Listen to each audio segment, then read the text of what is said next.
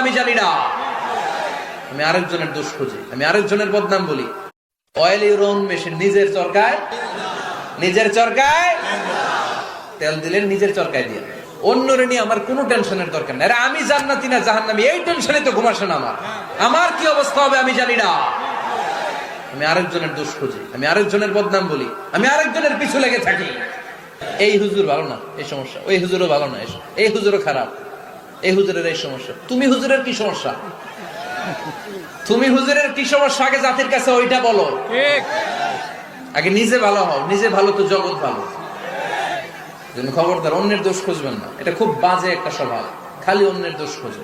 যে নিজে নিজের দোষ খুঁজতে পারে, যে নিজে নিজের সমালোচনা করতে পারে, সে সবচেয়ে বুদ্ধিমান। কারণ অন্যে কি করছে এই ব্যাপারে আপনারা ধরবে আল্লাহ। কথা বলেন না কেন? আল্লাহ আপনাকে ধরবে আপনার কি সমস্যা, আপনি কি করলেন, শুধু ওই ব্যাপারেই আপনি জিজ্ঞাসিত হবেন। এজন্য আল্লাহ বললেন তাদের উপর আমার লানত, তাদের উপর ধ্বংস যারা প্রকাশ্যে অপ্রকাশ্যে অন্যদের দোষ খুঁজে বেড়ায়, দোষ বলে বেড়ায়, এরকম আছে না নাই? আল্লাহ লানত দিয়ে বললেন ওয়াইলুল লিকুল্লি হুমাযাতিল লুমাযা।